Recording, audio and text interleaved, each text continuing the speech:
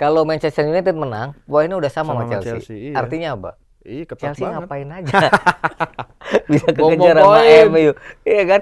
Heeh. Dari 9 poin kemungkinan maksimal yang bisa diraih Chelsea dalam 3 pertandingan dua. terakhir, mereka cuma dapat 2. Iya, Hal positifnya cuma 1 aja tadi tuh. Nggak kebobolan. nggak kebobolan. Ini Iya. belakangnya. Dan lu cuma dapat 2 dari 9 poin maksimal. Ya, gua kayaknya setuju. Chelsea ini kayaknya nggak pantas kalau dibilang ikutan title race Lah, kalau kayak begini ya.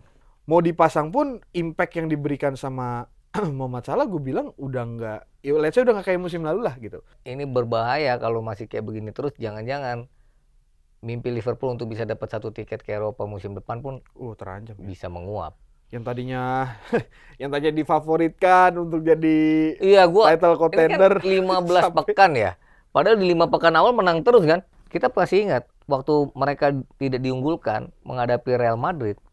Nyatanya Liverpool bisa menang lawan Real Madrid. Secara kepercayaan diri pemain Inter Milan menurut gue sih cukup baik ya. Mereka kedatangan Liverpool yang tidak sedang baik-baik saja. Tapi harapan gue Inter tetap bermain cukup hati-hati, konsisten.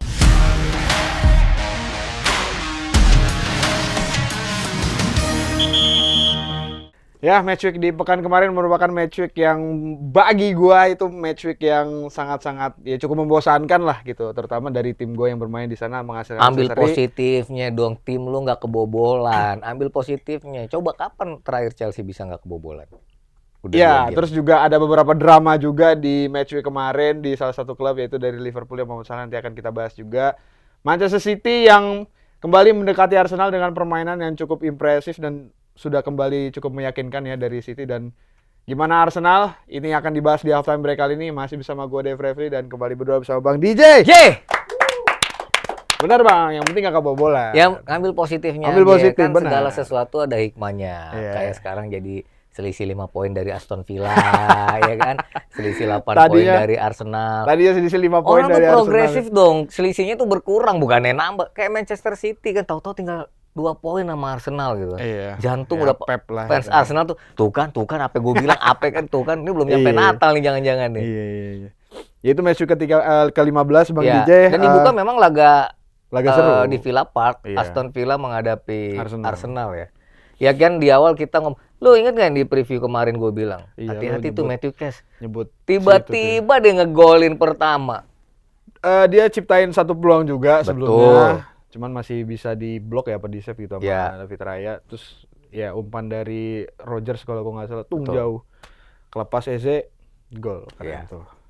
Dan sebenarnya itu kekalahan yang pantas sih menurut gue. Karena sekali lagi Unai Emery itu memang punya cara lah. Dia nih pelatih punya pengalaman, kaya strategi. Lepas dia pernah di Arsenal juga, mungkin komposisi pemain Arsenalnya yang berbeda waktu dia pegang. Dan Aston Villa lagi dalam tren yang positif. Sejak kalah dari Liverpool, dia menang terus.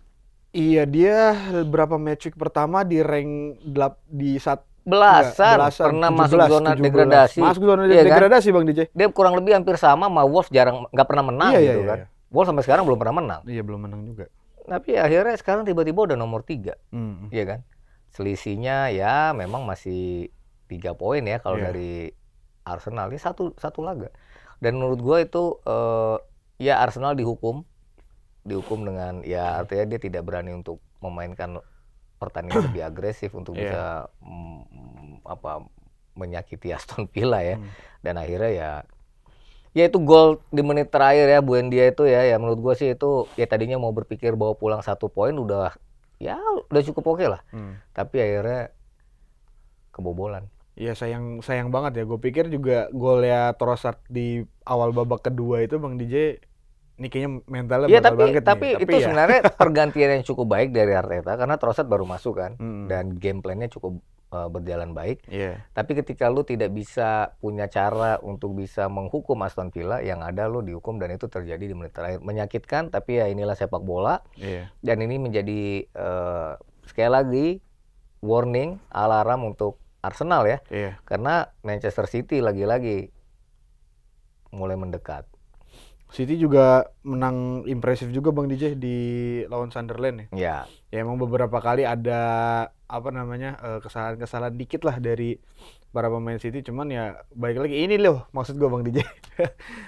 Ya City mungkin kemarin di beberapa pekan lalu atau di beberapa bulan lalu cukup inkonsisten lah gitu, bagaimana Pep kehilangan pemain-pemain yang yang diandalkan lah cedera, kayak Ryan Cherki, terus juga Phil Foden yang baru belakangan juga nemuin golin terus kan performanya lagi, terus juga beberapa pemain juga, dan ya kan selalu di beberapa edisi terakhir kan gue bilang ya lini belakang, lagi-lagi gimana lini belakang. Sebenarnya masih ada beberapa kali miss lah dari lini belakang, cuman ya Sunderland nggak bisa, mampu, ya. nggak mampu juga untuk membobol atau nembus gawangnya si Donnarumma ya. Lagi-lagi lini depannya luar biasa juga Bang DJ. Iya. Ryan Cherki menari-nari di lini belakang Sunderland Bang DJ. Justru itu, ini menjadi kekuatan Manchester City yang nampak karena mereka begitu agresif, begitu punya keinginan untuk bikin gol sebanyak-banyaknya dengan cara ya menyerang lawan, kemudian ya menguasai permainan seperti biasa ya, bola dari kaki ke kaki. Tapi kadang-kadang mereka juga bisa memanfaatkan lebar lapangan. Itu yang menurut gua tidak hanya kecepatan pemain, tidak hanya kreativitas pemain, tapi juga semua sisi berusaha dirangkai oleh Manchester City. Dan kalau nggak salah, kemenangan dengan bikin gol 3 gol itu ya, ini udah kesekian kalinya. Liverpool juga, Leeds United juga, semua City berapa kali bisa mampu mencetak 3 gol. Dan menurut gua ya kemenangan yang cukup pantas. Ya, dan sekali lagi ini membuat persaingan perburuan gelar juara kembali terbuka. Dengan Arsenal barangkali memang memimpin klasemen, tapi ingat Manchester City, Aston Villa dan ya tim-tim di bawahnya juga sebenarnya nggak terlalu jauh lah.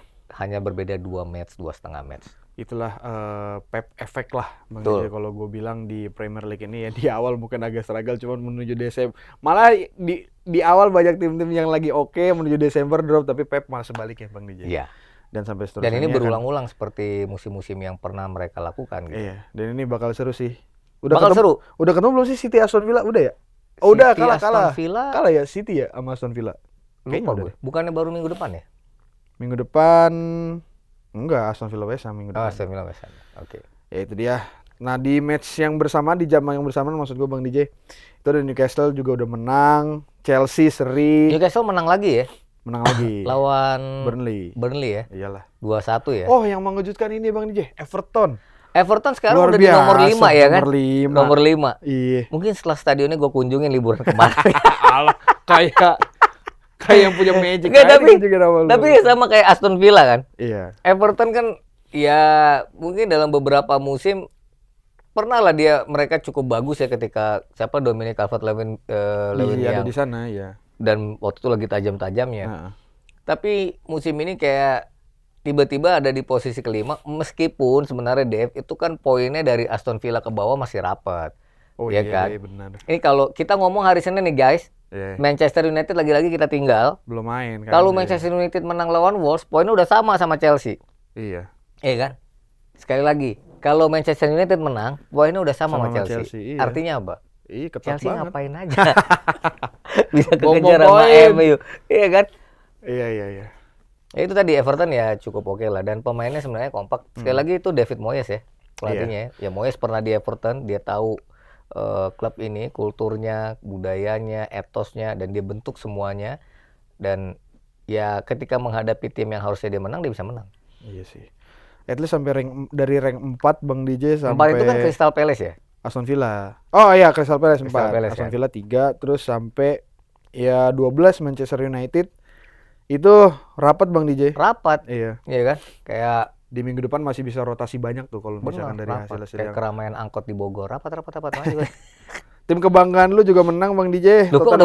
Tottenham Hotspur. Wah, tim kebanggaan gue Inter Milan, tolong jangan diinin. Tapi Spurs akhirnya menang lagi. Menangnya 2-0 kalau nggak salah.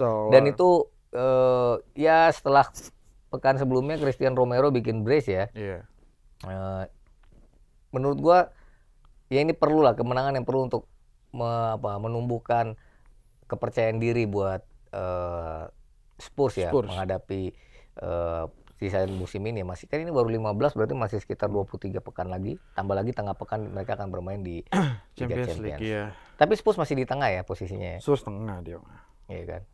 Gue sebelum ke Liverpool mau ke Chelsea dulu nih Bang DJ. Iya. Ini lagi-lagi semua kita sebagai fans di sosial media kompak, maksudnya kompak mengatakan bahwa ya ini game yang sangat-sangat membosankan Bang DJ. Iya. Entah kenapa 2 musim belakangan Desember itu D-nya downfall bagi Chelsea. Itu kayak judul lagu ya? Bukan judul lagu ya, downfall ya? Lupa gue. Kalau Desember kayaknya dodol nggak sih lebih tepatnya? Enggak ya?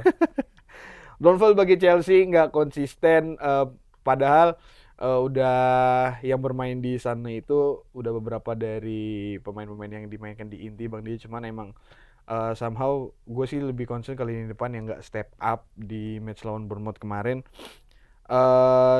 Padahal sih sebenarnya kalau gue bilang Bang DJ, Bournemouth tuh nggak sebegitunya menguasai atau nggak sebegitunya mengungguli. Laga kalau gue lihat antara Bournemouth dengan Chelsea sebenarnya seimbang. Beberapa kali juga Bournemouth punya peluang. Nah itu dia. Si Semenyo gitu ya, berapa kali. Dan tuh kalau menurut gua kemarin Sanchez dan Petrovic itu menjadi bintangnya karena dua kiper ini sama-sama melakukan save gitu ya. Sanesi di lini belakang Bournemouth juga cukup baik gitu loh, bermain cukup taktis untuk bisa melihat pergerakan para pemain Chelsea. Tapi sekali lagi kreativitas pemain Chelsea tumpul kemarin, Dev. Nggak, menurut gua lu ya buang-buang poin gitu. Kalau buang-buang air mah gampang obatnya, tinggal dipegangin tangannya, diikat. Ini buang-buang poin gimana coba?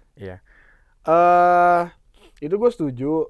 Cuman emang Chelsea di babak pertama pun nggak bikin peluang sama sekali Bang DJ. Itu dia, makanya tadi lu bilang juga kreativitas tumpul. Bahkan Bournemouth yang bikin peluangnya lebih matang daripada peluangnya Chelsea. Bang DJ. Betul.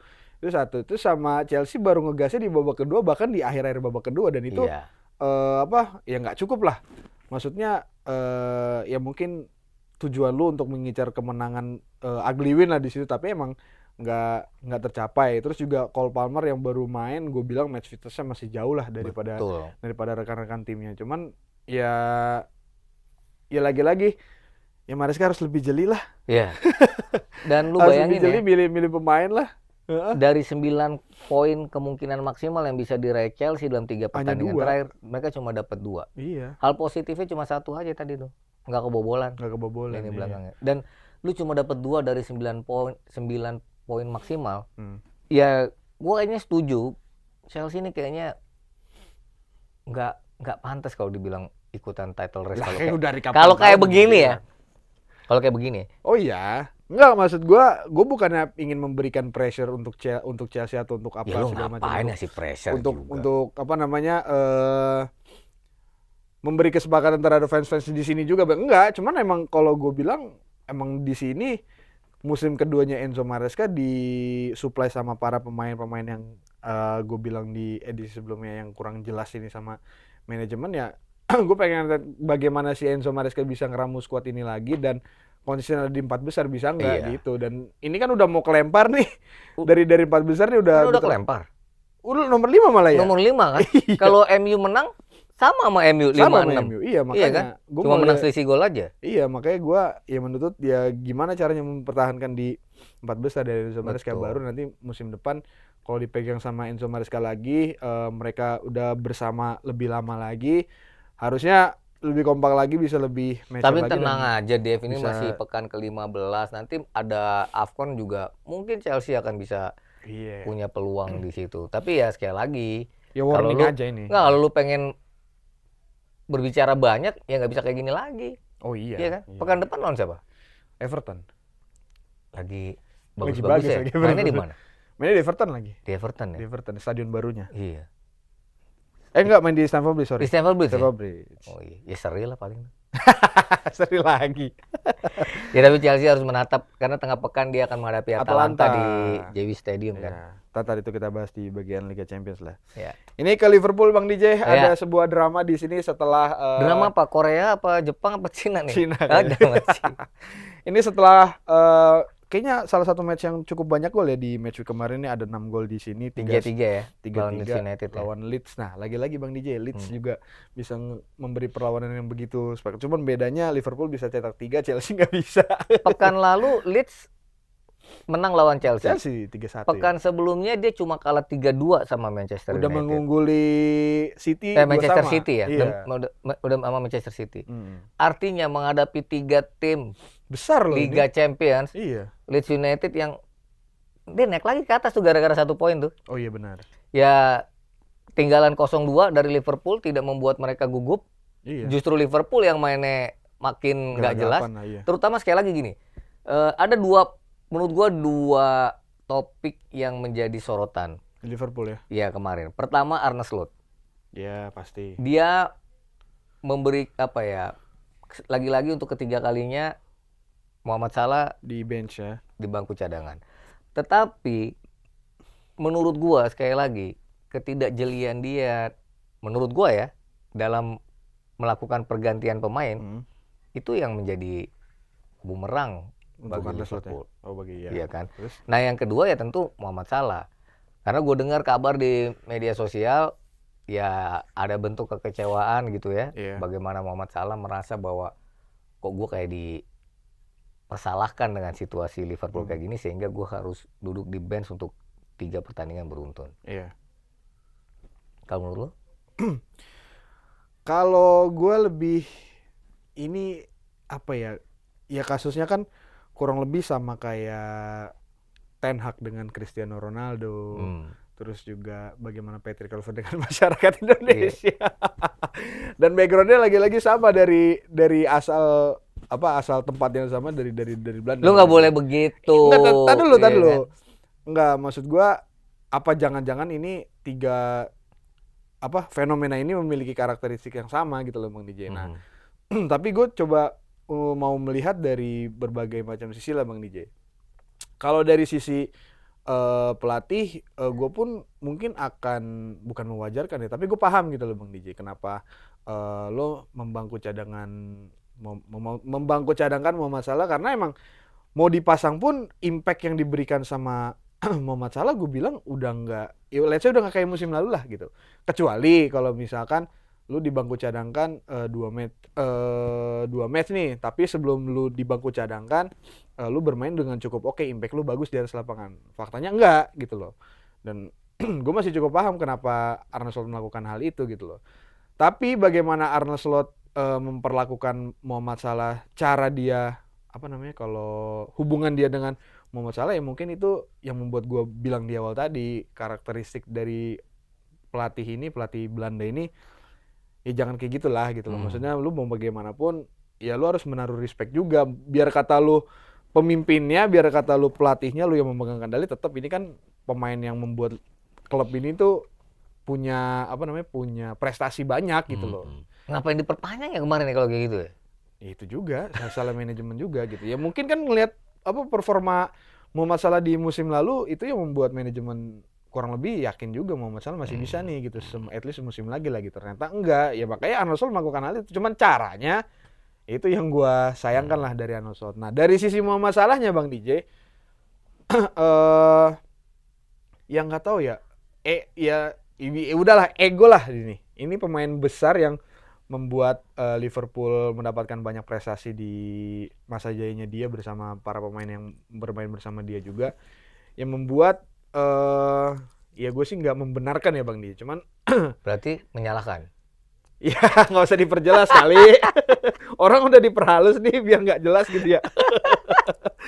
Ya egonya lah Bang DJ, lu sebesar-besarnya lu sebagai pemain tetap lah lu nggak bisa membuat ini keadaan tim lu nih lagi nggak beres, lagi nggak baik nih. Jangan lu bikin Liverpool emang lagi nggak baik-baik saja. Iya, jangan lu makin bikin tambah parah gitu loh. Iya betul. Sampai lu membanding-bandingkan lu sama pemain lain gitu. Itu jelas gitu. Maksudnya kalau lu bandingin dengan pemain lain pun impact-nya masih ada di atas lapangan walaupun dia nggak bikin kontribusi gol apa segala macam, tapi kontribusi dia di atas lapangan untuk timnya unggul ada. Nah, lu kan nggak ada gitu. Itulah ego dari Muhammad Salah. Jadi gue bilang ya gitu. Ya, tapi lepas dari itu semua ya lagi-lagi Liverpool hanya bisa bermain imbang, hanya mendapat 1 poin, dan menurut gue ini berbahaya kalau masih kayak begini terus. Jangan-jangan mimpi Liverpool untuk bisa dapat 1 tiket ke Eropa musim depan pun terancam ya. Bisa menguap.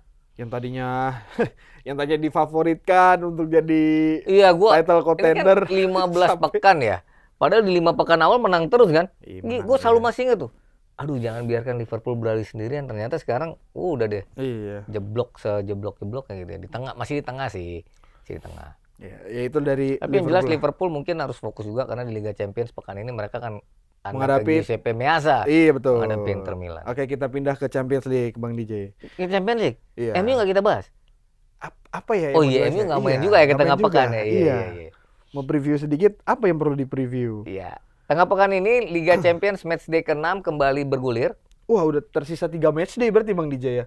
Di babak 6, 7, 8 ya di babak fase Liga ini fase ya. Liga. Dan Arsenal masih menjadi pemuncak klasemen, dan masih sempurna. Dan tengah pekan ini mereka akan menghadapi Klub Brugge ya? Klub Brugge ya. Iya. Dan laga menghadapi wakil Belgia ini tentu akan menjadi laga yang mengusung semangat untuk bangkit. Yeah. Dan kemenangan jelas akan membuat Arsenal rasanya kalau dia menang, mereka akan bisa bertengger 8 besar di akhir liga. Dan itu bisa lolos ke langsung ya 16 besar memastikan tanpa masukin playoff. Ya. Dan ya lagi-lagi respon pemain untuk bangkit kayaknya itu yang akan menjadi kunci bagaimana The Gunners bisa melewati matchday ke-6 nanti dengan kemenangan. Itu dari Arsenal. Sebenarnya pengen bahas dari yang match di hari Rabu dini hari soalnya banyak big match-nya di situ ternyata banyak big match ya. Setelah gue lihat itu ada ya Inter Liverpool gimana tuh? Ya kemarin habis menang 4-0 lawan Como ya. Padahal gue gue waktu bermot Chelsea gue ada live di TikTok lah, gue bilang enggak, kayaknya gue bilang Como bisa deh mempersulit Inter gitu. Iya, mempersulit gitu. Tapi berarti nggak menang gitu aja, ya kan. Tapi yang jelas gini, Inter Milan gini kalau gue yang lihat Dev, kalau dia ngomong di kompetisi lokal, ya PR-nya dia adalah bagaimana Inter Milan bisa meraih kemenangan ketika berhadapan tim-tim yang sederajat tanda kutip yang selevel lah.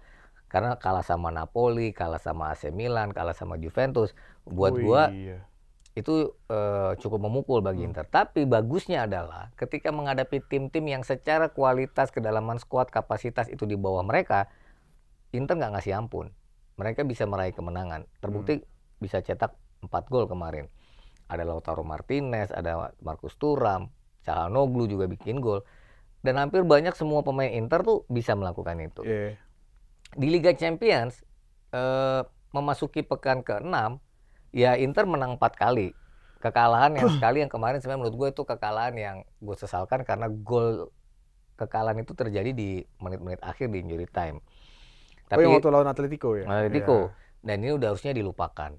Menghadapi Liverpool datang bukan sebagai Liverpool yang punya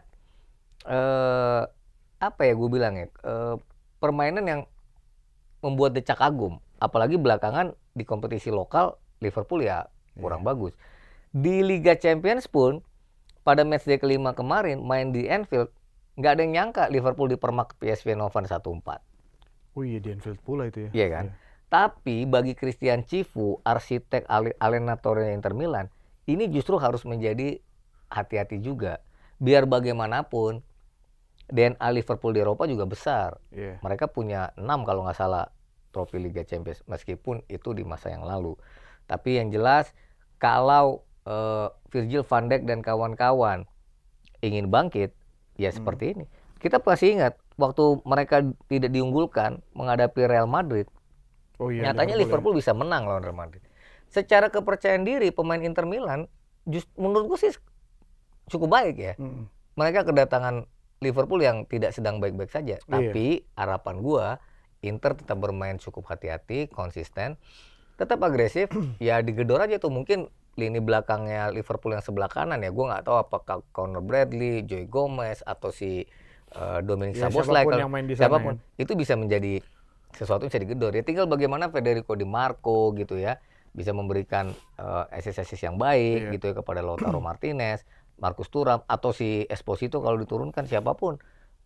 Christian Cifu punya variasi untuk bisa melakukan rotasi-rotasi pemain. Tapi yang jelas tidak menganggap remeh, dan kemenangan menurut gua itu juga membawa Inter Milan bisa lebih dekat ke fase 16 besar, fase knockout. Ya justru Liverpool, kalau Liverpool kalah lagi, Berarti kan 3 kali menang 3 kali kalah dia. Nah itu juga harus hati-hati.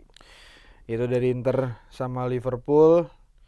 Ini sebenarnya di sini banyak match-match yang bukan tim yang dari bahasa gue pot tengah ketemu nih Bang DJ kayak PSV Atletico. PSV Atletico juga rame deh. Iya. Menurut gua Atletico Madrid kemarin baru kalah dari Barcelona 1-3 di Liga. Gua terakhir gua nggak tahu. Tapi yang jelas kemenangan atas Inter Milan di matchday kelima itu cukup membuat mereka optimis untuk bisa lolos. Tapi PSV Eindhoven juga gitu. Lu bisa mengalahkan Liverpool 4-1. Ini juga si PSV nih. Iya. Dan PSV sekarang udah lari sendirian di Eredivisie. Iya. Jadi menurut gua ini juga laga rame, laga yang cukup seimbang. Permainan cantik kaki-kaki pemain PSV akan dihadang oleh permainan yang keras oleh gaya tipikalnya Diego Simeone. Itu salah satunya. Terus Barcelona Frankfurt juga kayaknya ya Barcelona lagi di atas angin, Dev. Di kompetisi La Liga mereka sudah unggul 4 poin kalau nggak salah dari Real Madrid, karena Real Madrid kemarin kalah. Sementara Barcelona setelah menang di tengah pekan menghadapi Atletico, menang lagi 5-3 lawan Betis, dan Ferran Torres mencetak hat-trick.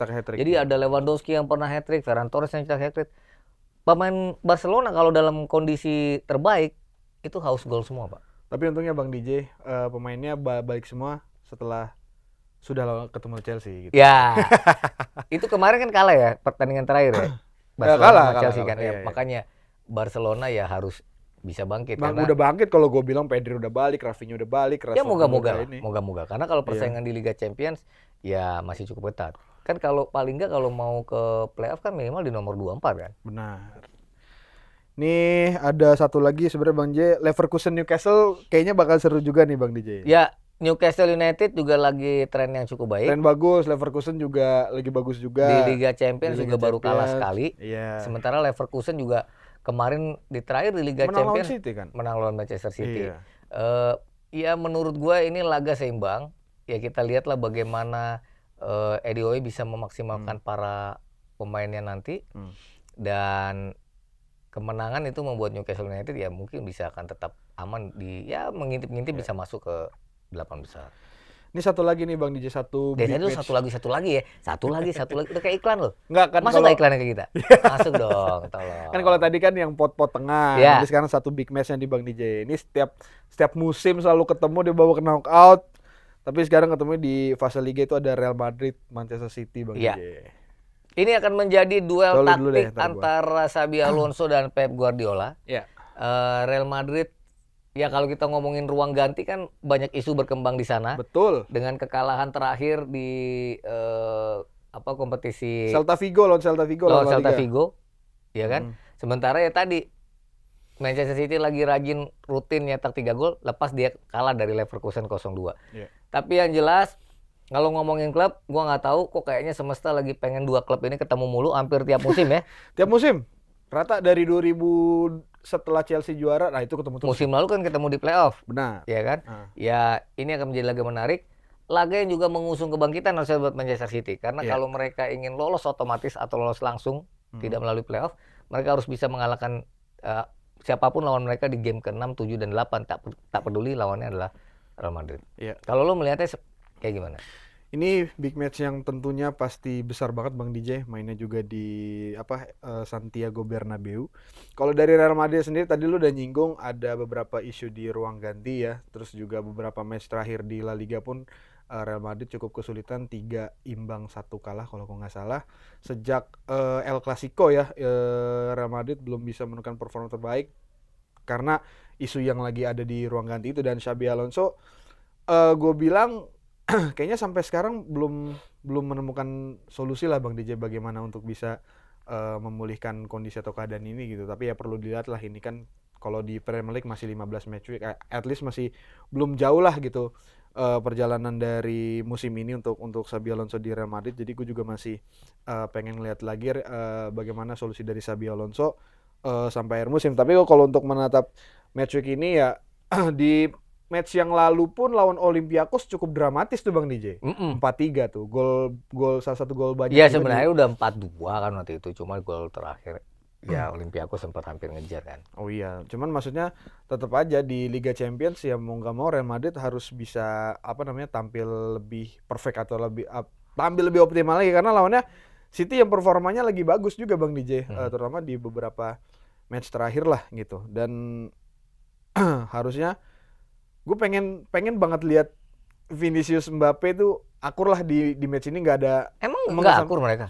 Ya, kayaknya waktu lawan Olympiakos mereka saling support tuh. Oh enggak, maksudnya mengesampingkan isu yang ada dulu gitu loh Bang DJ. Maksudnya semuanya. Jangan isu itu hanya di media sosial yang mencekam. Ya mungkin. Di antaranya nggak ada, biasa-biasa aja. Iya nggak tahu ya Bu. Tapi di La Liga nggak menunjukkan itu sih sebenarnya Bang DJ. Iya, apalagi 2 kartu merah. Kasihan fans Madrid tuh, ngintip dulu dong. Apalagi di match terakhir kan 2 kartu merah didapatkan sama pemain Madrid. Jadi ya gua harap di match ini mereka melupakan atau mengesampingkan isu-isu yang ada dulu untuk ngadepin City yang lagi on fire gini. Tapi kalau untuk City bertandang ke Bernabeu dengan skuad yang cukup baru ya Bang DJ dibandingkan pertemuan-pertemuan mereka sebelumnya, ya ini akan seru sih. Gua harap Pep bisa meramu racikan barunya dengan skuad barunya dia menghadapi Real Madrid. Lepas apapun isu yang sedang ada di Real Madrid, Manchester City harus hati-hati dengan permainan tuan rumah. Dan Kylian Mbappe pasti akan menjadi monster yang menakutkan. Dia haus gol ya, dan seru nih Erling Haaland yang haus gol sama Mbappe yang jadi mesin gol di Madrid juga. Iya, cuma kalau Erling Haaland sekarang sudah banyak memainkan peran juga dalam beberapa pertandingan terakhir sebagai pembuka jalan bagi teman-temannya. Tapi kalau Mbappe udah cepet, ya kan, penempatan posisi cukup baik, bagus. Bagaimana dia memaksimalkan melalui tendangan kanan kiri juga cukup baik gitu kan. Bagus. Ya selama Mbappe lagi top performance, hati-hati Donnarumma. Iya. Menurut gue kayak gitu. Tapi siapapun yang menang, gue pengennya ini pesta gol di sini. Ya sama. Karena memungkinkan, karena para pemainnya sebenarnya ya memang doyan ngegolin ya kan. Ya. Meskipun Mbappe lagi, ya kadang-kadang Vini gitu kan. Ya itulah dari salah satu big match lagi yang ada di matchday ke-6 Champions League. Ya, wakil Premier League lainnya Spurs akan menghadapi Slavia Praha ya. Iya. Ya harusnya Spurs bisa menang. Bisa. Ya bisa menjaga momentum tren positif mereka yang kemarin menang di kompetisi domestik. Iya. Kalau yang nggak menang ya ampun dah. Benar. Kayak gitu. Ya. Dan satu lagi Chelsea yang menghadapi Atalanta. Ini laga mainnya di Italia. Kalau kita ngomongin poin memasuki pekan ke-6 sama-sama 10. 3 kali menang, sekali seri, sekali imbang. Tapi kalau di kompetisi domestik, Atalanta lagi blee. Kemarin dia kalah 1-3 lawan Hellas Verona. Nomor 2 dari bawah. Iya kan? Tapi masalahnya Chelsea juga nggak bisa bikin gol. Iya kan? Iya. Jadi lu mesti hati-hati. Ademola Lookman, ya kan? Ini Lookman yang main band itu bukan sih? Oh bukan. Itu lagi dikeluarin. Kan? Ini udah berapa kali dikeluarin. Bisa jadi berbahaya. Siapa si pemain AC Milan tuh yang pemain Belgia juga? De Ketelaere itu juga bisa jadi momok buat para pemain atau lini belakang Chelsea. Tapi selama ditinggal sama Gasperini, selama Atalanta ditinggal oleh Gasperini, gue udah nggak begitu worry sih Bang Dave. 5 pertandingan Atalanta menang 3 kali, seri sekali, kalah sekali, sama Chelsea. Lu nggak boleh begitu. Juve udah dikalahin, AC Milan udah dikalahin. Sama siapa? Sama Chelsea di Champions League. Gitu ya? Di musim-musim sebelumnya. Iya. Yang musim ini aja, nggak usah yang musim-musim lalu. Ntar dulu. Nanti lo bawa final. Sabar dulu. Nah, di fase Liga ini sekarang ketemu Atalanta, nanti ketemu Napoli. Gue harap dikalahin dan gue harap di knockout ketemu Inter. Jadi semua perwakilan dari Italia bisa dihabisin. Pengen banget ketemu ya. Iya dong. Sabar. Doa lo pemain Arsenal cedera. Beda. Yang ada sekarang lo kehilangan 7 poin di lokal. Udah jangan. Tapi doa gue itu sih Bang. Ingat lo. Atalanta baju warna apa? Biru hitam. Nah, lu bawa Inter. Ini dulu lo hadepin. Oh iya benar. Iya kan? Wah, menang juga kagak. Lawan juniornya dulu. Enggak juniornya. Tapi gini. Ya. Ladea itu akan menjadi ujian tersendiri buat The Blues. Iya, pasti. Dan kalau sampai amit-amit ya bisa jadi sih nggak usah amit-amit ya. Kalau Chelsea kalah, ya peluang mereka untuk lolos langsung ya agak terancam sih sebenarnya. Agak terancam. Tapi wajar lah, kan baru balik lagi ke Liga Champions. Iya wajar, kan itu campaign dari gua doang. Iya, lu emang pendukung Chelsea yang agak-agak gimana gitu. Iyalah. Tapi yang jelas itu ya rame ya tengah pekan ya. Dan ada laga-laga di Liga Eropa, Aston Villa, Nottingham Forest dari Premier League juga akan main di Liga Eropa. Crystal Palace akan main di Conference. Satu hal yang menarik, Dev, akhir pekan kemarin gue mau kasih selamat buat kembaran gue Lionel Messi. Oh iya benar. Kembaran gue. Kok gue bener ya? Lionel Messi meraih title ke-47. Ya kan? Mimpi seorang David Beckham dari tahun 2007 untuk bisa jadi juara di Amerika 18 tahun kemudian diwujudkan ya. oleh Lionel Messi dan kawan-kawan besutan Javier Mascherano. Javier Mascherano sekarang Dan gokil. Gila ya, menang 3-1. Ini menjadi gelar MLS pertama bagi Inter Miami. Dan setiap musim ada aja gelar yang diraih oleh Messi bersama Inter Miami. Musim lalu mereka cukup bagus, mereka terbaik di babak liga. Tapi gagal di fase pertama knockout. Sekarang mereka bisa lolos. Itu satu. Yang kedua, sebelumnya adalah undian Piala Dunia udah keluar, Dev. Oh benar. Iya kan? Iya. Lu kan kemarin sempat nulis tuh. Harusnya kita di grup F. Dan gak mungkin juga orang ada Jepang di situ. Lu bisa dong. Lah, emang nggak mungkin ya? Nggak mungkin, kan satu region, nggak bisa. Iya. Kalau misalnya kita tergabung dengan Jepang dengan Belanda, wah PD2 bener. Gila, perang dunia ketiga tuh langsung iya kan. Tapi menarik, Dev. Menarik. Karena nah, lu tuh punya fakta menarik lu tuh. Ya, nggak terlalu banyak lah. Tapi kemarin kan gue sempat ngomong sama lu kan, Dev. Iya, itu dia. Dev, bisa kejadian nih ramalan The Simpsons. Iya. Emang ramalannya apa, Bang DJ? Portugal ketemu Meksiko di final. Kalau ngelihat bagannya sama-sama juara grup, bisa ketemu di final. Tapi orang belum apa-apa udah memastikan quarter finalnya Bang DJ. Quarter final akan menjadi ultimate cinema antara Lionel Messi dan Cristiano Ronaldo. Karena Portugal dengan Argentina itu bisa saja kalau mereka sama-sama jadi juara grup, mereka akan ketemu di babak perempat final. Yang jelas laga pembuka Piala Dunia masih di bulan Juni nanti. Meksiko akan ketemu dengan Afrika Selatan. Afrika Selatan balik lagi. Ini akan jadi kalau nggak salah waktu Piala Dunia di Afrika Selatan kedua tim ini juga satu grup. Dan Afrika Selatan memainkan laga pembuka kalau nggak salah menghadapi. Oh iya, benar. Meksiko iya. Afrika Selatan waktu itu laga pembuka ya. Iyalah, kan dia tuan rumah waktu itu. Nanti tuan rumah lawannya siapa waktu itu ya? Gue lupa. Tapi intinya. Meksiko juga kayaknya. Oh, Meksiko juga? Iya. Yang selebrasi itu loh. Oh, kayak gitu ya? Iya.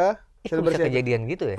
Tapi nanti kita cek lagi. Ya, kita cek lagi. Tapi yang jelas masih ada beberapa tiket ke Piala Dunia yang masih diobral tanda kutip. Oh iya. Ya. Italia belum lolos, Dev. Italia belum lolos. Oh, panjang juga ternyata playoff-nya ya. Enggak kan? Iya, karena ada semifinal, iya, itu final. Kemudian ya kita berharap perwakilan terakhir Asia, Irak, ya moga-moga ya. Iya. Karena Irak akan ketemu kalau nggak salah pemenang antara Bolivia dengan Suriname. Wah. Untuk satu tiket ke Piala Dunia. Andai saja. Udah, nggak usah andai-andai, kita ronde 4 aja. Iya kan? Tapi yang jelas Piala Dunia ya tidak terasa loh. Tidak terasa. 6 bulan lagi di 3 negara, Meksiko, Kanada, dan Amerika Serikat. Jadi ini mungkin menutup edisi kita kali ini. Jangan lupa Liga Champions atau laga-laga lain di Liga Eropa tengah pekan ya. Iya, dan juga nanti timnas kita akan berlaga di SEA Games U23, nanti full support. Oh iya, udah mau mulai lagi ya? Udah mau mulai lagi. Kalau nggak salah Filipina udah menang lawan Myanmar. Iya, udah kan? mulai kan nih. Kita kapan mainnya? Belum lihat jadwalnya. Kita bahas dong. Iya nanti. Lu mau cuti katanya gue denger. Iya nanti. Oh DLK ya? Tugas dia. Kayaknya nggak usah di sini deh. Enggak usah di sini ya? Oh iya udah, gue udah lapar. Ya udah. Oke, thank you guys. Bye-bye. Bye.